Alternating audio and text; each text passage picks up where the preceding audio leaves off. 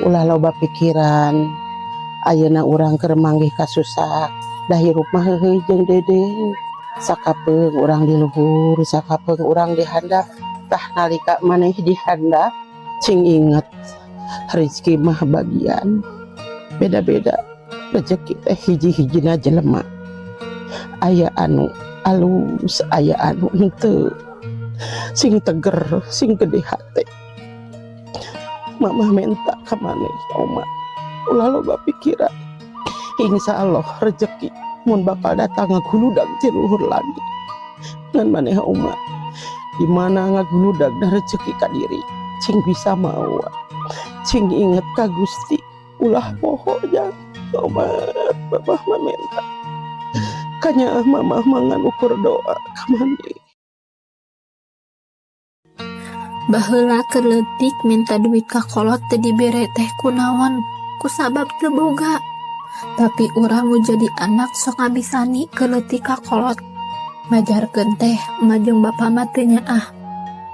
Tapi nalika urang keur leutik diledek ku batur, dihina ku batur, dicemooh ku batur, kolot teh ngadoa, Gusti majukeun hirupun anak, Gusti ageungkeun rezeki pun anak, Gusti hebatkeun pun anak, Gusti jamin ekonomi pun anak. Wios abi sangsara, nu penting mah anak abi teu sangsara. Lamun jalma geus teu bisa ningali kakurangan dirina, pasti hese kana rubahna. Moal bisa babalik pikirna, moal bisa tobatna, moal bisa ngarubah diri kanu leuwih hadena. Lamun manehna teu bisa ngarubah dirina, hese ngarubah diri batur ka dituna. Jeung bakal hese we majuna monoton, da teu aya perubahan kanu leuwih hade. Jeung lamun diri hayang maju mimitian ku bunga lamun dibere nasehat ku batur, dibere koreksi ku batur, dikritik ku batur, sok sanajan rada lada eta omonganana ka urang. Tampi we tampi dan teu bahaya. Ta anu sok jadi nyeri kana hate mah pas dibere kritik jeung saran ku batur teh. Eta teh akibat kasombongan tina diri urang.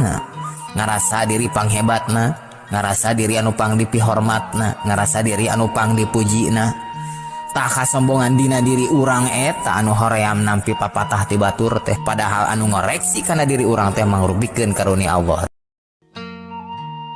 Kahormatan hiji jalma mah lain ku kabeungharanana, lain ku pangkat gelar jeung jabatanana, lain ku mobil mewah, lain ku imah gedong sigrong lain. Tapi kahormatan hiji jalmi nyaeta ku manfaat dirina pikeun batur. Makin loba jelema nu katulung, makin loba anu dibukakeun kasusahna, makin loba jalma anu kapelak ku kabagiranana, makin naik kahormatan hiji jelema.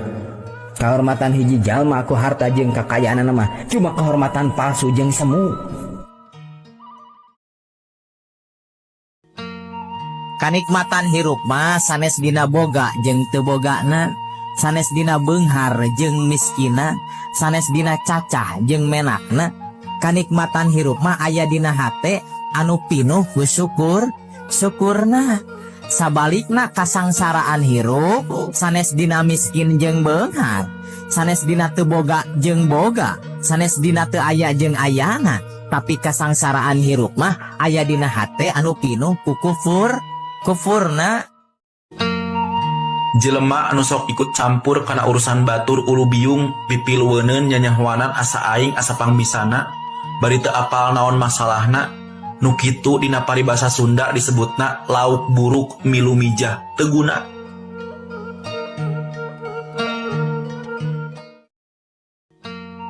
Cek aing oge naon tong hayang ngabuktikeun naon ka jelema mah, tong hayang katingali alus, tong hayang kapake ku jelema mah.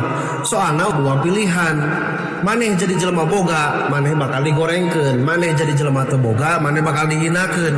Sakitu, pokona mah tong pernah berharap ka jelema ikhlas ridho dina kahirupan, jalani kahirupan sorangan. Papatah dulur jadi batur teh lain bohong di saat urang teu boga nanaon.